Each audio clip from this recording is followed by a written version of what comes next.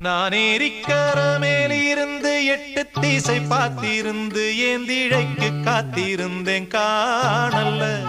மணி 7 8 ஆன பின்னும் ஊரடங்கி போன பின்னும் சோறு தண்ணி வேணும்னு தோணல்ல.